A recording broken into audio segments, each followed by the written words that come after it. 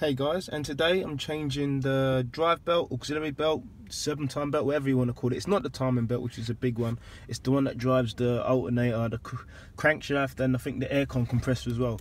To change it on an Audi A3 Golf GTR Mark 5 Audi A3 2000 certain 8P chassis, you need a, this.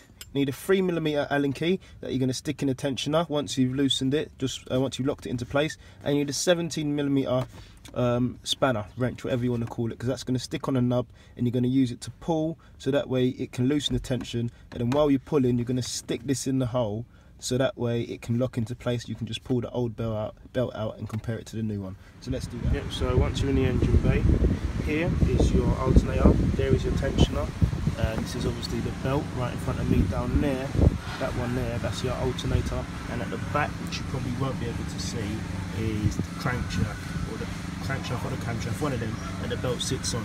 So I'll put a little diagram up of how the belt is meant to run. So, as you can see, the belt is gone onto the alternator, to the AC and the crankshaft. Simples. And this is the little nub I'm talking about here that we're going to stick the open-ended spanner on. I'm just going to loosen it off so we can put an Allen key through the side here and make it go through here, which is going to lock it in place and release the tension. I'll put a little picture on how that looks.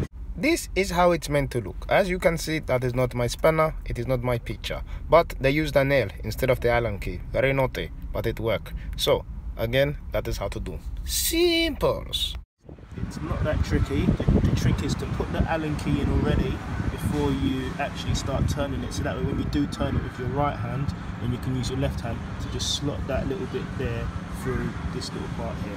Very simple. Once that's all in, you should see that little you don't have to, it's not really resting on the alternator. It looks like it is, but I didn't even have to push it that far in, but I did anyway. And now you can see I can just remove the belt out, nice and simple. So all I'm going to do now, I'm going to inspect the belt, even though I'm not putting it back on. If you are, because you think yours is in a good condition, make sure you label the belt. So put a little mark or a little arrow on it in the direction it was facing, so that way you know where to put it back. Got back in the car, nice and warm now. I did compare it, obviously due to how it was packed, it's in this funny little shape here. So the main thing I checked, I don't know how true this is, but I have read that before. The 6 means that there should be 6 lines on there, and as you can see, there is 1, 2, 3, 4, 5, 6. So those 6 lines means that it's correct, and that number 1053, I think it means. There's nothing to think about. I'm quite sure that that number is the length, so make sure that it's the same length as the one you took off, and you should be happy. Happy days. Happy days. So now, as you can see here, I've got everything seated on nice and proper. Down here is seated on, at the top here on the alternator. Down there, I'm just focusing, down there is sorted out, and towards the back, which you can't see, but I'll try and give it a bit more.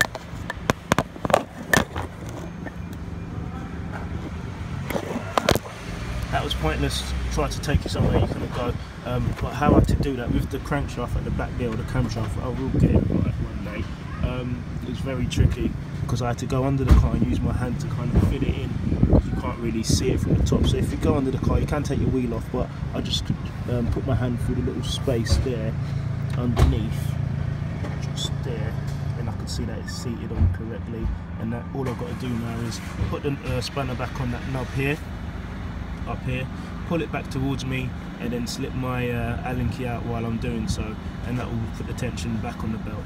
Okay, so once you've taken out your spanner and your Allen key, retainer, whatever thing you want to call it, just make sure it's definitely seated on, make sure it looks the right size. There shouldn't be any, like, too much of a gap. That gap there, if you can just about see it, it's perfectly fine.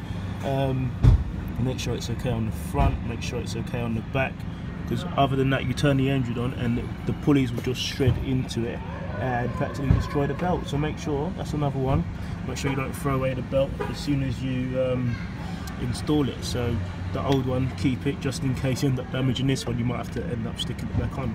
But that is it, guys. So now just turn the engine on, check out for any sounds, and yeah, thanks for watching, guys. I'll see you soon.